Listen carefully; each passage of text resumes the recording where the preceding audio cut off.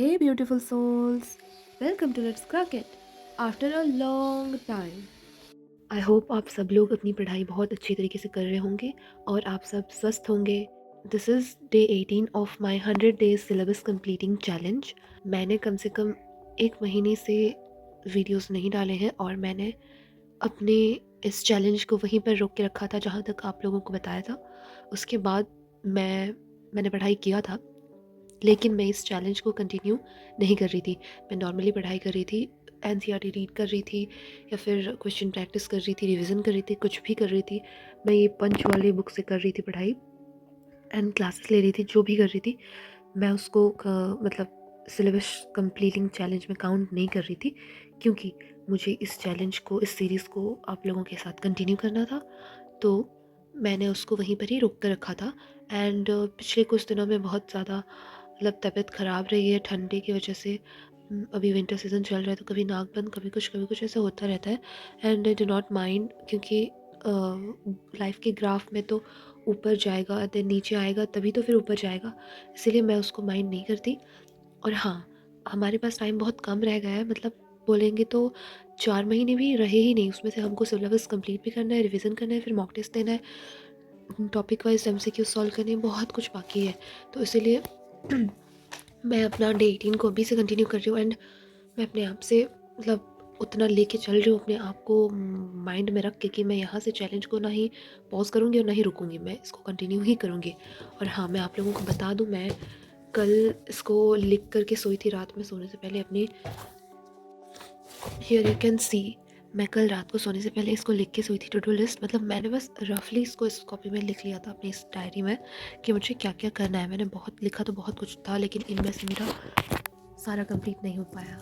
It's so sad, but मैंने कोशिश बहुत अच्छी की, मतलब मैंने ट्राई अपना पूरा हार्ड लेवल दिया, बट ये कंप्लीट नहीं हो पाया। It's so sad. इसका रीज़न बस इतना है कि मतलब मेरा ठंड की वजह से या फिर डस्ट एलर्जी कह लें आप, इस सब की वजह से मेरा नाक बंद, नाक से पानी बह रहा है और गला में पूरा एकदम तगड़ा वाला दर्द हो रहा है। तो दोपहर में मैं ऐसे बैठी थी, ऐसे मतलब आँख नाक सबसे पानी बह रहा है, ऐसे मतलब अजीब सा फील हो रहा है। फिर भी मैंने पढ़ाई किया, इसमें से मैंने हाफ़ कंप्लीट किया and I am proud of that. कुछ ना करने से बेहतर थोड़ा तो करना ना। एंड आप लोग मेरी आवाज़ से भी जान पा रहे होंगे, तो मैंने ये बायोलॉजिकल क्लासिफिकेशन पूरे 3 आवर 15 मिनट का वीडियो लिया और इसका माइंड मैप्स और शॉर्ट नोट्स में बनाने वाली थी, बट बना नहीं पाई। मुझे नींद आ रही थी बहुत ज़्यादा। मैंने पीवाईक्यूज़ भी सॉल्व किए और मैं एटॉमिक स्ट्रक्चर नहीं कर पाई। सब कुछ भी नहीं हो पाया, मतलब मैंने बस बायो ही पढ़ा है और इसको बहुत अच्छे तरीके से पढ़ा है। मैंने अपना शायद 4 आवर इसी में दिया है। मैं आपको दिखाती हूँ मैंने क्या क्या किया है डिटेल में। सबसे पहले तो मैं बोलूँगी कि मैंने एनसीईआरटी अपना वो जो 11th वाला एनसीईआरटी बायो है, मैं वो खोल के बैठ गई थी बायोलॉजिकल क्लासिफिकेशन लेके। एंड मैंने लेक्चर लगाया 3 आवर 15 मिनट का कॉन्टीन्यूसली बैठ करके, एकदम कॉन्स्टेंटली। मैं 3 आवर तक कभी नहीं बैठी थी। इट्स माई फर्स्ट टाइम कि मैं 3 आवर तक पढ़ने में बैठी हूँ कंटिन्यूसली।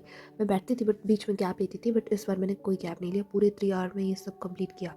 और लेक्चर के साथ साथ मैं इसको पढ़ते जा रही थी, रीड करते करते जा रही थी, कंसेप्ट मतलब समझ रही थी। एक्चुअल में मैं पहले क्या करती थी ना, बीच बीच से चैप्टर्स उठा लेती थी, मुझे ये पढ़ना है वो पढ़ना है ऐसे करके पढ़ लेती थी जो मुझे इंटरेस्टिंग लगता था। बट आगे से मैंने ये डिसाइड किया कि अब टाइम बहुत ही कम बचा है तो मुझे उस हिसाब से पढ़ना पड़ेगा।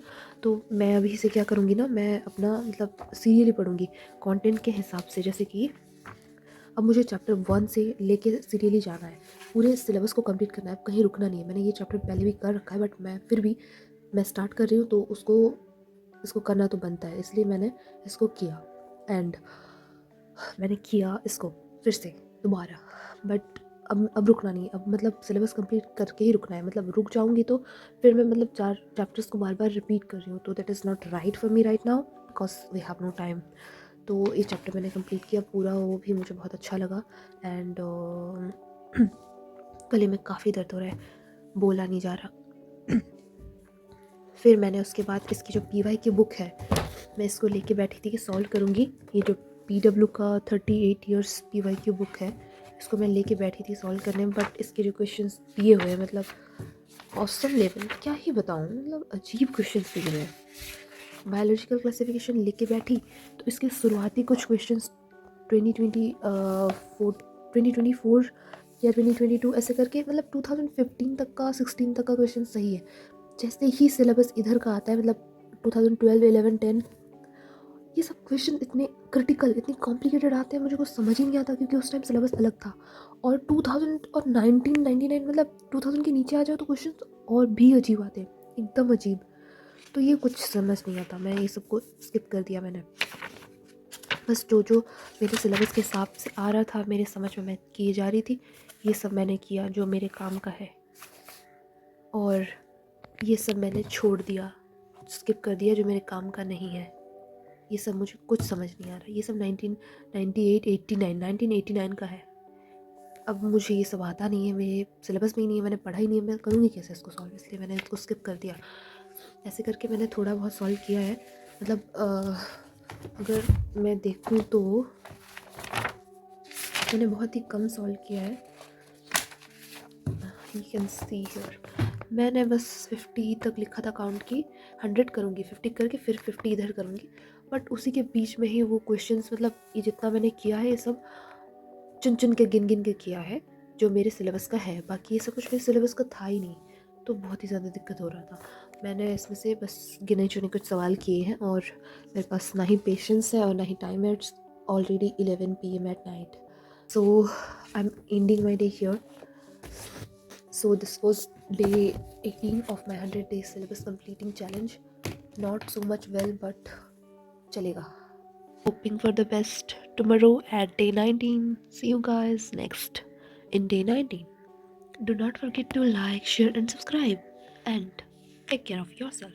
Thanks for watching.